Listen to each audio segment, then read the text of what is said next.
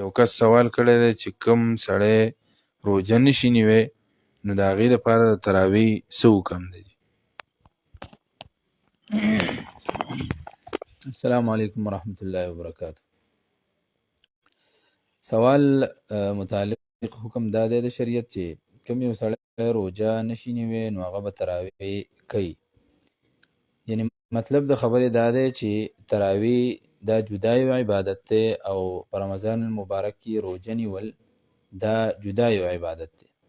لہذا یو شخص بیمار دی یا یو عذر دی هغه ته هغه روژې نشي نیوی، د هغې دا مطلب نشو چې روژه یې ونه نیوله نو اوس به دی تراویح نه کوي، نه، بلکې د روژې جدا حکم دی اور د تراویح جدا حکم دی. لہذا که یو کس روژه نشي نیوی نو دی به باقاعده طور باندې تراویح که کولی شي دی نو تراویح به کوي. دا یو سنت عمل دی، سنت مؤکده، د دې اهتمام پکار دی او په دې باندې الله جل جلاله چې انسان په 20 رکعاتو تراویح کې هغه سجدې کوي نو بنده الله جل جلاله ته په سجده کې ډیر زیات نږدې. لہذا په دې مناسبت سره د پکار دی چې د تراویح وکړي.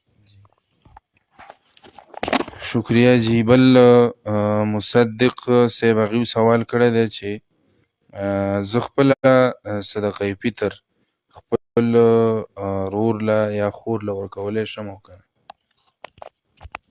مصدق صاحب خپل صدقه فطر هغه رور او خور له ورکول دا جایز دي، خو لیکن شرط ورله دا دی چې اصولي خبره دا ده چې صدقه فطر هغه کس ته ورکول جایز دي چې کم ته زکات ورکول جایز دي.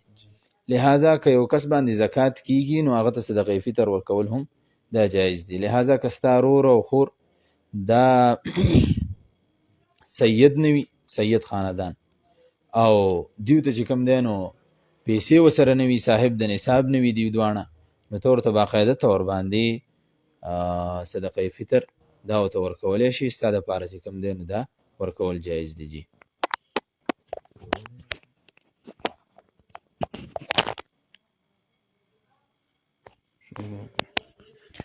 بل ملګری د ابراهیم صاحب هغې سوال کوي چې د تراویح حکم څه دی؟ دا ډیر اهم سوال ملګری کړی دی. تراویح نن سبا یو وبا عامه شوې ده د بعضې مخصوصو خلکو د طرف نه چې هغوی دا خبره خوری او شوره کوي چې تراویح د دې چې کوم دی نو سره نه څه حیثیت نشته دی، یا خو چې کوم دی نو دا نه فرض عمل دی، نه سنت عمل دی، نه مستحب عمل دی، بلکې یو که چا وکړی جو ښه خبره ده او که چا ونه کړه جو ښه، یعنی یو آزادانه حکم یې ورله ورکړی دی. داسې نه ده، بلکې زموږ څومره اکابر چې تیر شوي دي، صحابه کرام تیر شوي دي، بلکې د حضرت عمر رضی الله تعالی عنه خو به دې باندې اجماع را نقل کړې ده تر دې حده پورې چې حضور نبی کریم صلی الله علیه وسلم نه بعضې روایاتو کې د بیهقي په هغې کې دا منقول دي چې حضور نبی کریم صلی الله علیه وسلم په رمضان المبارک کې 20 رکعاته تراویح کول. د عمر رضی الله تعالی عنه په دور کې عمر رضی الله تعالی عنه ټول صحابه کرام په دې باندې متفق کړي دي، راجمع کړي دي او په مسجد نبوي کې 20 رکعاته تراویح ادا کړي دي. او په دغه وخت کې موجود تمام صحابه کرام هغې په دې خبره باندې څه نکیر نه دی کړی، څه بد یې نه ده ګڼلی، بلکې ټولو په اتفاق کړی دی. لہذا دومره یو عظیم عمل او هغه تسلسل دی د صحابه کرامو د دور نه واخله تر وسه پورې دا ټول اکابر چې څومره دي په دې باندې چې کوم دی نو عمل پیرا دي. لہذا علما کرامو د دې حکم سنت مؤکده لیکلی دی. تراویح ادا کول سنت مؤکده دي او بیا په جماعت کې ادا کول، په جماعت سره ادا کول دا فرض کفایي عمل دی. لہذا دا پرېښودل ګناه ده، د سنت مؤکده پرېښودل. په دې سره فقهای کرامو دا قاعده لیکلې ده چې کوم یو انسان سنت مؤکده عمل پرېږدي دا ګناهګار دی، دی فاسق دی. نو حکم د تراویح دا دی د 20 رکعات تراویح چې دا سنت مؤکده عمل دی، د دې کول چې کوم دی نو په رمضان المبارک کې دا یو مسلمان دپاره لازم پکار دی چې په دې باندې هغه عمل وکړي. شکریہ جی. بل ملګری دی جی ساجد صاحب هغه وایي چې زه د خپل ملک پاکستان نه بهر یم نو زه به د خپله صدقه فطر چې دی نو هغه به په کوم حساب سره زه ادا کوم؟ دا یو اهم سوال دی.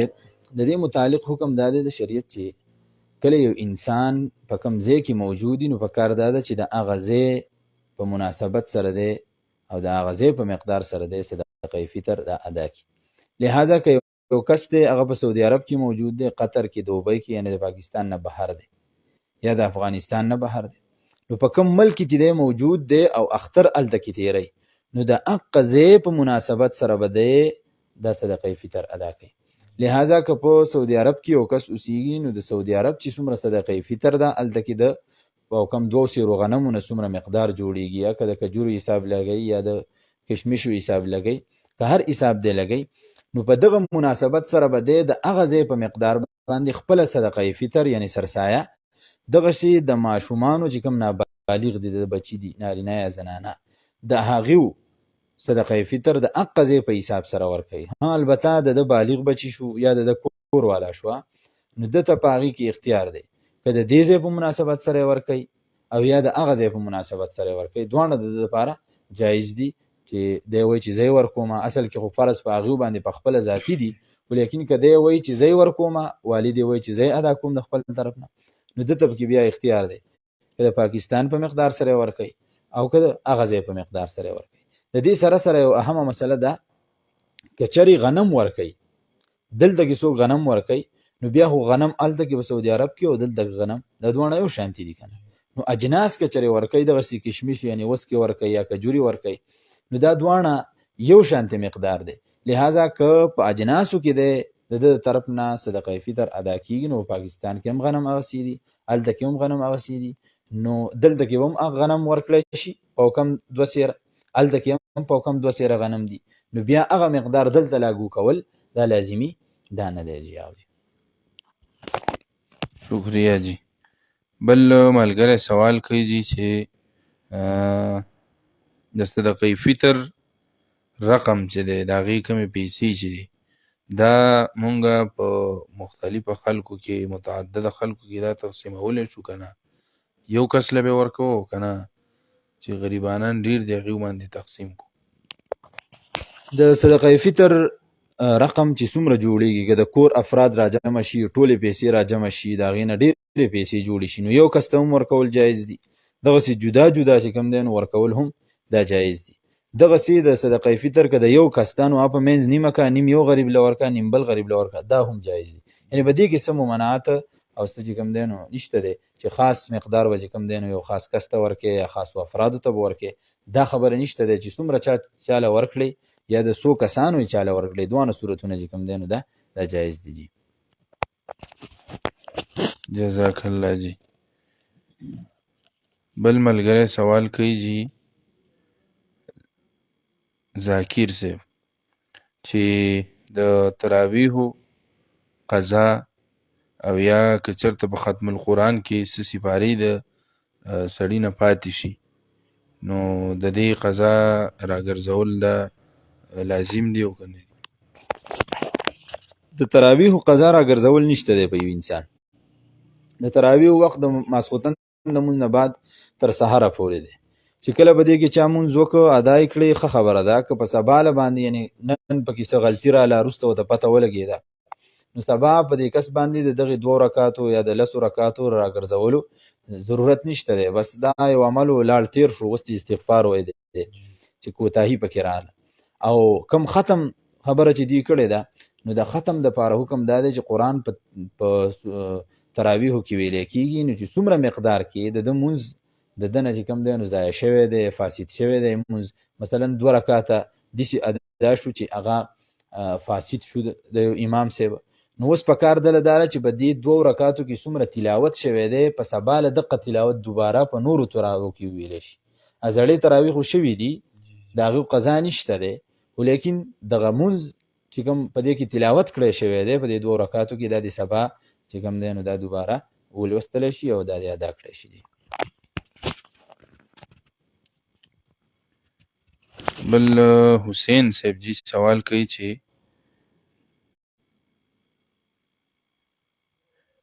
صدقه فطر دا په رمضان کې ادا کول لازم دي او کنه د رمضان نه مخکې ادا کول لازم دي؟ صدقه فطر اصل کې واجبېږي د اختر په ورځ باندې د صبح صادق کوم وخت کې چې موږ روژه بندو په دغه ټیم کې چې یو کس پیدا شي نو په دغه ټیم کې به دغه سړي باندې چې کوم دی نو چې صاحب د نصابي او طریقه کار رسېدلی نور چې کوم اصول او ضوابط دي د صدقه فطر د وجوب دپاره په دغه وخت کې لازمیږي. خو علما کرامو د سهولت دپاره شریعت د سهولت دپاره دومره کړې ده چې که په یو رمضان المبارک کې په اولنی رمضان یا په ټول رمضان کې څوک صدقه فطر ادا کی نو دا ادا کیږي، نور لازمیږي په دغه ټیم کې. او د رمضان المبارک نه مخکې ادا کول نو په دې کې د علماو اختلاف دی. بعضی علما کرام وایي چې د رمضان المبارک نه مخکې سرسایه صدقه فطر ادا کول دا هم جایز دي. وایي د صدقه فطر مثال داسې دی لکه زکات. نو زکات چې څنګه ټول کال کې ادا کولی شي دغسې صدقه فطر هم په ټول کال کې ادا کیږي. او بعضی علما کرام وایي چې نه بلکې د دې حکم دا خاص دی، لہذا په رمضان المبارک کې خود دې ادا درست ده، خو که چېرې د رمضان المبارک نه مخکې چا ادا کړه نو بیا چې کوم دی نو دا درست نه ده، دا به دوباره دا ادا کوي. جی شکریہ جی. بل مدثر صاحب جی سوال کړی دی چې یو سړی داسې دی چې هغه بیمار دی او بیا هغه روغ شو، نو په دغه روغوالي د صحت دته الله ورکړ، نو د بیمارۍ په وخت کې د روژې نه وي نیول، نو صحت چې الله دله ورکړ نو د دې نه بعد په ده باندې فدیه شته او که نشته؟ ګوره رمضان المبارک روجې په هر یو انسان باندې فرض دي، لہذا که چېرې چاته عذر شي او دایمي مرض شي یا ډاکټر ورته ووایي حاذق چې ته به روجې نه نیسې او آینده د هغه امید دا نشته دی چې زه به روغ شمه، یا داسې بوډاپه په یو انسان راله چې هغه بالکل آخري ډګرو کې دی، نو د هغه دپاره بیا پکار دا دي چې دا صدقه فطر په مقدار سره د هرې روجې فدیه ورکړي. او فدیه به څومره ورکوي؟ فدیه نن سبا زموږ په دې علاقو کې په ذلدیر بالا کې 250 روپۍ دي د یو کس، نو د یو روجې په سر باندې به د په کم 2 سیرو غنمو په مقدار باندې پیسې ورکوي یا د هغې مطابق به چې کوم دی دغه اجناس ورکوي. لہذا دا د هغه شخص دپاره دي چې کوم کس د روغوالي یقین او امید نه وي. که چېرې یو کس روغوالي امید وي لکه دې مسله کې چې څنګه دې لیکلي چې صحت ورته میلاو شو، نو چې صحت یو کس ته میلاو شو نو هغه به د دې روجو قضا راګرځوي، د ده دپاره فدیه ورکول چې کوم دی نو دا درست نه دي. لہذا د دغه مذکوره شخص دپاره فدیه ورکول لازم نه دي، بلکې به ده باندې لازم دا ده چې کومې روجې ترې پاتې شوي دي د هغې قضا راوګرځوي. او د دې سره یو مسله بله، که چېرې یو کس داسې دی چې هغه بیمار شو او بیمار شو دومره بیمار شو چې د صحت وخت ورته میلاو نه شو او دی په دقیقې کې مړ شو، نو چونکې د صحت وخت ورته نه دی میلاو شوی لہذا په ورثاو باندې لازم نه دي چې د ده طرف نه فدیه د دغې روجو ادا کړي. که په خپل ثواب دید سره ورثه راجمع شي او د ده طرف نه صدقه فطر په مقدار سره دقه فدیه ادا کوي نو جایز دي، بهتره خبره ده، نور لازم پې نه دي. جي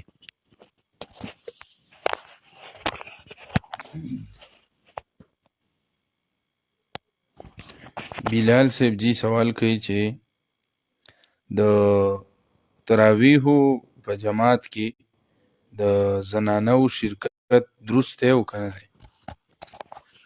د حضرت عائشه صدیقه رضی الله تعالی عنها نه یو روایت منقول دی چې هغې فرمایل چې که چېرې نبی کریم صلی الله علیه وسلم په دې دور کې موجود وی، خپل دور یادوي حضرت عائشه صدیقه رضی الله عنها، او هغه د حضور نبی کریم صلی الله علیه وسلم د مزاج نه ښه واقفه وه ځکه چې بیبي صاحبه وه، نو هغې فرمایي چې که چېرې حضور نبی کریم صلی الله علیه وسلم په دې دور کې موجود وی نو زنانو ته به بالکل اجازت نه وی ورکړی چې هغوی مساجدو ته راتلي، یعنی دا پرفتن دور دی، اوس دا خو بالکل چې کوم دی نو داسې دور دی چې د فتنو نه بالکل برپا دی.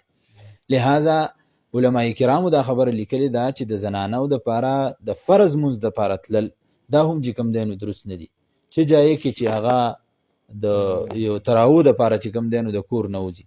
لہذا د تراو دپاره د زنانو د خپل کور نه وتل مسجد ته تلل یا بل یو کور ته تلل دا درست نه دي، پکار ده چې زنانه په خپل کور کې په حیا او پرده کې خپل مونځ دا ادا کی او الله جل جلاله ورته دې ته اجر ورکړي.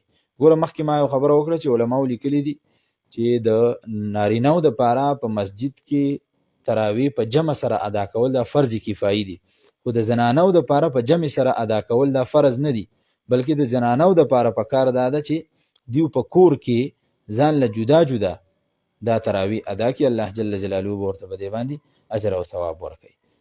دومره پورې خبره ده که چېرې کور کې د دیو بچی دی یا چې کوم دی نو د کور یو فرد دی هغه تراویح پړاوی د هغې سره نارینه هم ولاړ دي او شاته سب کې ورسره زنانه ودرېږي د کور، نو بالکل بهتره خبره ده دا دې ادا کړي، الله جل جلاله ورته ډېر اجر ورکوي.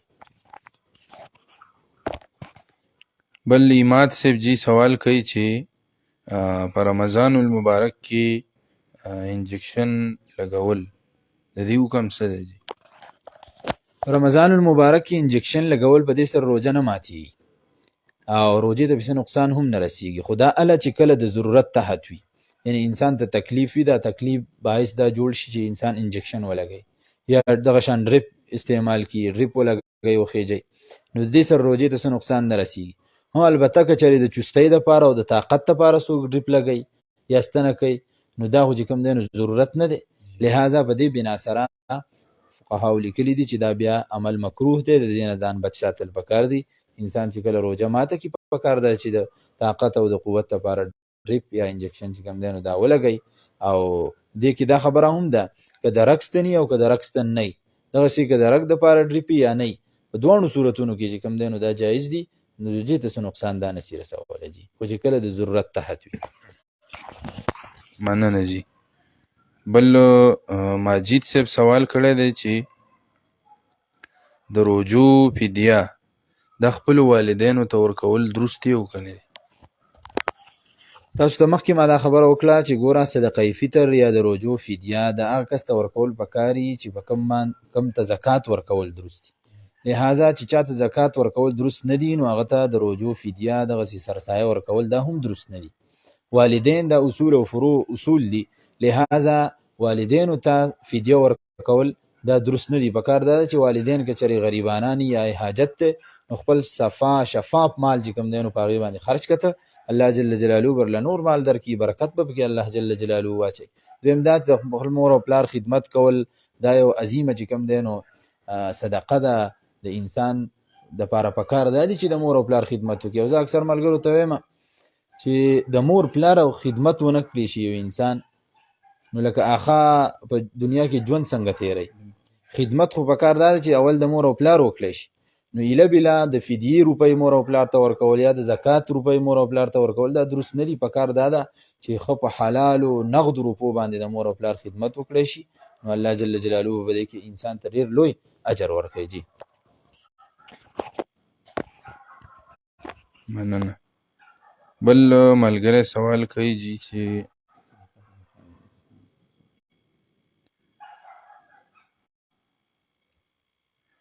یو زنانه داسې ده چې هغې دغه کړی دی، قرآن یې حفظ کړی دی، نو که دا چېرته په تراوو کې قرآن ختمی نو دا درست دی او که نه دی؟ دویمه خبره زمونږ اورېدونکو تاسو ته چې ستاسو ذهن کې کم سوال راځي هغه زمونږ سره تاسو په کامنټس کې شریک کولی شئ، تاسو ته به انشاءالله د سوال جواب میلاویږي. نو خپل سوالونه زمونږ سره کامنټس په ذریعه باندې شریک کړئ، واتساپ په ذریعه باندې تاسو ته به انشاءالله جواب درکړی کېږي. سوال دا دی چې کومه یو زنانه حافظه ده او هغه وایي چې زه قرآن دا په تراو کې اورم، نو دا زما دپاره جایز دي او که نه دي؟ نو د قرآن د حفظ د مضبوطیا دپاره نور هم ډېر شی طریقې دي چې یو زنانه عامه ځان ته کښېنوه هغې ته قرآن واوروه، لهذا د یو زنانه دپاره دا درست نه دي چې هغه مخکې شي امامه جوړه شي او نورې زنانه په هغې پسې شاته ولاړي او هغه تلاوت کوي او تراویح وکړي په جماعت سره، ځکه چې فقهاو لیکلي دي د زنانو یوازې جماعت دا مکروه دی، مکروه تحریمي دی، نو دغې نه ځان بد ساتل پکار دي. او خامخا که دیو چېرته قرآن دا پخته کوي او دی وایي چې قرآن نه هېر نشي دا زنانه، نو په بله یوه طریقه باندې دې دا زنانه د قرآن پختګي وکړي، بلې ملګرې ته دې واورئ یا د خپل خاوند ته واورئ، نو په دې سره به قرآن ورته پخته شي. خو په جداګانه چې هغه امامه جوړه شي، هغه مخکې شي جنماز ته او نورو ښځو ته مونځ ورکوي، نو په دې سره دا عمل چې کوم دی نو مکروه تحریمي دی، په دې سره دې خپل قرآن نه پخته کوي. جی شکریہ جی. بل ملګري سوال کړی دی چې د روزې په حالت کې که چاته ډکار راشي نو د هغې څه حکم دی؟ د روجې په حالت کې که چېرې چاته ډکار راشي، ډرقې راشي، نو عام ډرقې که راشي جو وشي، هغې خو روجې ته څه نقصان نه رسېږي. خو زما د خیال مطابق د دې ملګري به د سوال مقصد دا چې که چېرې ډکار راغی او د دې سره تروي اوبه خولې ته رالي، نو آیا په دې تروو اوبو سره د بعضې خلکو معده خرابوي، نو د دې سره روجې ته څه نقصان رسېږي او که نه؟ نو که چېرې دا تروي اوبه د حلق نه نه وي راښکته شوي او حلق کې وي او واپس دننه لاړې شي، نو په دې سره روجې ته څه نقصان نه رسېږي. خو که چېرې دا اوبه خولې ته راشي او بغیر د اختیاره، د انسان پکې اختیار نه او بیا دننه لاړې شي، نو په دې سره هم روجې ته څه نقصان نه رسېږي. او یو اخري صورت پکې دا دی چې دا اوبه خولې ته راشي او په دې کې واړه واړه ذرات همي د خوراک او په خپل اختیار سره د انسان بیا د حلق نه لاندې تیری کی په خپل اختیار سره. بعضې وخت کې انسان خیال نه او بس تیری کی په خپل اختیار، نو په خپل اختیار سره یې که تیری کړې، نو په دې سره روجې ته بیا نقصان رسېږي. په کار دا چې دا دوباره دغه روجه ونیسي او قضا یې راوګرځوي. اوس که یو انسان چېرته کې د دې سره یو ریلیټډ یو مسله په مونځ کې ولاړ دی او دغه اوبه یې خولې ته رالې، نو تر اخره پورې خو په خوله کې نیولی نه شي 4 رکعاته 2 رکعاته، نو بیا به دې څه کوي؟ نو علما کرامو د هغې دپاره صورت دا لیکلی دی چې په کار دا ده چې یو کپړه دی په عمل قلیل سره، داسې نه چې خوځي پکې او دواړه لاسونه استعماله، یو کپړه کم ځای کې ده، په دې جیب کې ده که دې کې نه، بلکې ښه په سهولت سره یو لاس ورښکته کړي، په جیب نه ټیشو پیپر یا رومال راوباسي او کمې اوبه چې راغلي دي په ټیشو پیپر کې را صفا کړي او دا تیرې نه کړي، هسې نه چې روجې ته پې نقصان ور ورسېږي، نو مونځ یې هم درست شو او روجې ته هم څه نقصان دا ور ونه رسېده. جی شکریہ جی. بل ملګری دی جی هغه سوال کوي چې د تراویحو د مونځ دپاره یا د سوال یې داسې کړی دی چې د دوکاندارۍ دپاره د تراویحو مونځ زه پرېښودی شم او که نه شم. د دې سره یو بل کس جی د سعودي عرب کې دی هغه، او هغه بله ورځ میسج کړی چې زمونږ کار د ماسخوتنې، نو د تراویحو دا مونځ مونږ د دغې کار دپاره پرېښودی شو که نه شو؟ د دې مسئلې وضاحت. مخکې ما په دې باندې تبصره وکړه چې د تراویحو دا مونځ دا یو عظیم عمل دی او دا په ټول کال کې یوه میاشت شي دغه 13 ورځې، نو نورې پکې نه وي، بس دغه 13 ورځې په کار دا چې انسان یې پابندۍ سره ادا کړي. لہذا د دکاندارۍ دپاره د تراویحو مونځ پرېښودل چې زما نه به خرڅ وشي، زما ګاهک به ورک نه شي، بل چېرته به لاړ نه شي، لہذا د تراویحو مونځ ورته زه پرېږدم، دا بالکل یو ډېر لکه د سعادت نه غورځېدلې خبره ده. لہذا دا بدقسمتي ده د یو انسان چې په رمضان المبارک کې دی د خپل دکاندارۍ دپاره د خپل ګټې وټې دپاره دی د تراویحو مونځ پرېږدي. دا یو عظیم عبادت دی، په کار دا ده چې بهترینې طریقې سره انجام شي. نو د دکاندارۍ دپاره مونځ پرېښودل دا درست نه دي. دغسې د ملګري متعلق چې کوم سوال شوی دی چې ماسخوتن یې مونږ کار لځو، نو کم از کم مختصر تراویح دې دي وکوي، خو په کار دا ده چې انسان تراویح پرې نه دي او دا په بهترینې طریقې سره ادا کړي. نو څه ناڅه وخت اخلي د خپل مالک نه، د خپل مشر نه، د خپل بوس نه، او تراویح ته چې کوم دی نو دی د وخت فارغی او خپلې تراویح دې ادا کوي. او د تراویح دا وخت ایله ماښام نه دی چې بس ماسخوتن مونځ وشو او بس ګینټه د تراویح ټیم دی او بیا خبره ختمه نه. د دغې ټیم نه واخله تر ماسخوتن د ټیم نه واخله تر سحر وخته پورې، د سحر اذانه پورې دا د تراویح وخت دی. لہذا چې څه ناڅه وخت میلاویږي انسان ته 10 رکعاته د یو ټیم وکړي، 10 ته ورپسې بیا وخت میلاو شي بیا وکړي، 6 رکعاته د یو ټیم وکړي، لږ وخت میلاو شي بیا د 6 رکعاته وکړي، بیا د 6 وکړي، بیا د اخره کې 2 وکړي. نو یعنی دا ټوله شپه الله جل جلاله د تراویح دپاره مقرر کړې ده. نو انسان ته پکار دا دی چې د یو معمولي عذر د وجې نه تراوی پرېږدي او د دې عظیم عبادت نه چې کوم دی نو خوند هم واخلي، الله جل جلاله پې هم راضي کړي. د بل ملګری جی سوال کوي افراز احمد، هغه وایي چې السلام علیکم، گائے بھینس کا کتنے مقدار میں گوبر یا چھوٹا پیشاب کپڑوں پر لگ جائے تو کپڑے ناپاک ہو جاتے ہیں. یہ بھی سنا ہے کہ 1 درہم کے برابر لگ جائے تو ناپاک ہو جاتے ہیں، اور وجہ بھی سنا ہے کہ کپڑوں کا تیسرا حصہ ناپاک ہو تب کپڑے ناپاک ہوتے ہیں، اور اگر کپڑوں کے مختلف حصوں پر چینٹے مارے جائیں تو کپڑے کو کیسے پاک کیا جائے؟ مسلې خو لږ وضاحت پکار دی، البته چې څومره پې موږ پوه شوي یو نو د هغې جواب به زه ورکړم. چې یو دی نجاست غلیظه او بل دی نجاست خفیفه. نو نجاست غلیظه لکه دیو چې کوم مثال ذکر کړی دی نو دغه خبره شته چې د مقدار د درهم او مقدار د درهم دا ورغوی دی چې انسان ورغوی داسې کولاو کې اوبه پکې واچوي، نو چې په څومره مقدار کې اوبه په دې ورغوي کې جمع شي نو دقه مقدار د درهم دی. لہذا په دومره مقدار کې که چرې په کپړه باندې یا په بدن باندې ناپاکي ولګي او دغه ګوبر ولګي یا د غټه ګندګي ولګي نو په دې سره چې کوم دی نو دغه سیز نجس کیږي، دغه ناپاک کیږي، د دې وینځل دا چې کوم دی نو ضروري دي. که چرې وینځلی شي او په دې کې مونځ ادا شي یا کپړه ده جنماز دی په هغې خور شوی دی او داسې حالت کې دی نو دا به چې کوم دی نو دوباره به دا مونځ راګرځوي، دا مونځ نه دی شوی. که د دې نه کمي او دته پته نه او مونځونه یې پې کړي نو بیا چې کوم دی نو څه حرج پکې نشته دی، بس خبره ختمه شوې ده. خو که دته پته ولګي دا که د نجاست نه کم هم خو بیا هم چې کوم دی نو دته پته نو پکار دا چې دا ووینځي او د هغې نه بعد چې کوم دی نو په صفا کپړو کې هغه مونځ ادا کړي. او کومه څلورمه حصه د کپړې نو هغه د څلورمه حصې د کپړې مقدار چې کم دی نو هغه په نجاست خفیفه کې دی، وړوکي ګندګۍ کې دی. او دویمه مسله چې کومه دیو ذکر کړې ده که چرې مختلف ځایونو ته دارې وشي په کپړه باندې نو مختلفو ځایونو ته دارې وکړی شي نو هغه به راجمع کړی شي. که دومره مقدار ته جوړیږي نجاست غلیظه کې یا خفیفه کې نو د هغې وینځل به ضروري وي، او که دومره مقدار ته نه جوړیږي چې څومره مونږ حد مقرر کړ نو په هغې صورت کې که چرې مونځ یې کړی دی او دته پته نه وه نو بیا یې دوباره راګرځولو ته ضرورت نشته دی. خو که مونځ یې کړی مونځ کوي دی او دته پته ده د مخکې نه نو پکار دا ده چې له ولې ووینځي او وروسته مونځ ادا کړي. شکریہ جی. بل ملګری سوال کوي جی چې د تراویحو په مونځ کې قرآن مجید ته کتل او د هغې نه ویل دا جایز دی او که نه دی؟ دا هم یو اهمه مسله ده. نن سبا په دې سوشل میډیا باندې دا خبرې چلیږي چې چا مخې ته قرآن نیولی دی، چا موبایل نیولی دی، د هغې نه څوک د موبایل نه وایي، د قرآن نه وایي، او څوک چې کوم دی نو شاته اوري او هغه قرآن ته ګوري.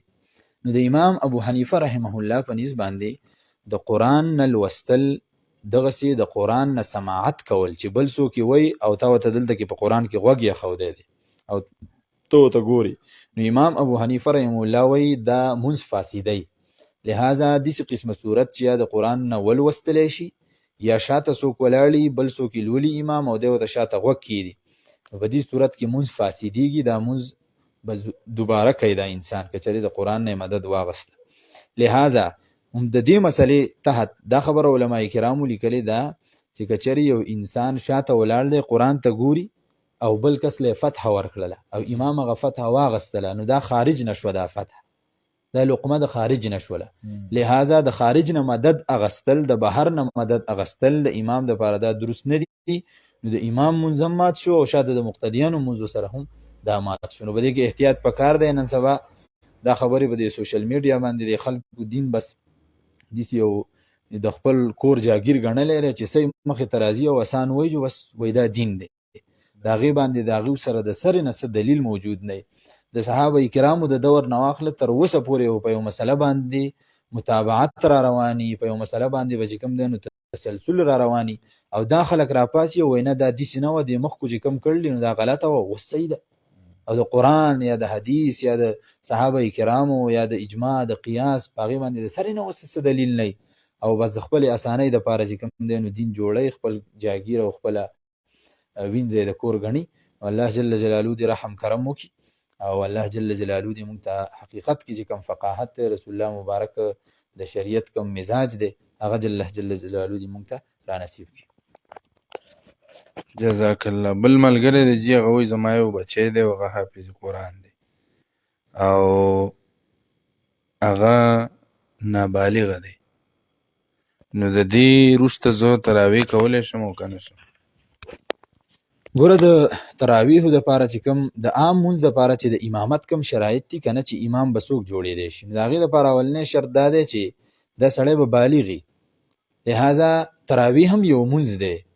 نو د عام مونځونو دپاره چې څنګه د بالغوالي شرط دی دغسې د تراویحو دپاره هم د بلوغت شرط لازمي دی. لهذا که ستا زوی نابالغ وي نو په هغه پسې تراویح کول چې کوم دی نو دا ستا دپاره درست نه دي. په کار دا ده چې د بالغ امام شاته ته خپلې تراویح ادا کړي. دومره پورې خبره ده که ستا د زوی شاته مقتدیان نابالغه ماشومان ودرېږي نو په دې کې څه حرج نشته دی، بلکل د هغې ته چې کوم دی نو دا تراویح پړاوئ او دا د هغې دپاره جایز دي. خو ستا دپاره کم از کم چې ته بالغ یې او په نابالغ د اقتدا کړې ده دا ستا دپاره درست نه دي. خو بیا بالغ او نابالغ د دې فرق پیژندل پکار دي موږ دپاره. بالغ عام طور باندې چې کوم دی نو علما کرامو 15 کاله عمر لیکلی دی، خو کله ناکله د دې 15 کالو نه مخکې هم ماشوم بالغ کیږي چې په هغې کې مختلف قسمه آثار هغه د بلوغت ښکاره شي، احتلام ورته راځي د شپې، یا چې کوم دی نو نور داسې هغه قوت موجود دی د یوې زنانه چې سره چې کوم دی نو د جما، نو په دې صورتونو کې دا ماشوم دا د 15 سال نه مخکې بالغ ګرځېدلی وي. او بیا علما کرامو دا خبر هم ذکر کړی ده چې د 12 سال نه مخکې په یو ماشوم کې د بلوغت آثار نه ښکاره کیږي او د 12 سال نه واخله تر 15 سال د دې په منځ کې د بلوغت آثار ښکاره کیږي. نو په کار دا ده چې عمر مقدار ته ونه کتلی شي بلکې د آثارو ته وکتلی شي چې آیا د 15 سال نه مخکې آثار شته او که نه. که آثار وجود دی بالغ دی، که آثار نه نو بیا 15 سال مقدار د هغه دپاره چې کوم دی نو دا مونږ مقررو. که 15 سال بیا آثار ښکاره شوي هم نه نو 15 سال به بیا 15 سال کې به دی مونږ بالغ ګڼو.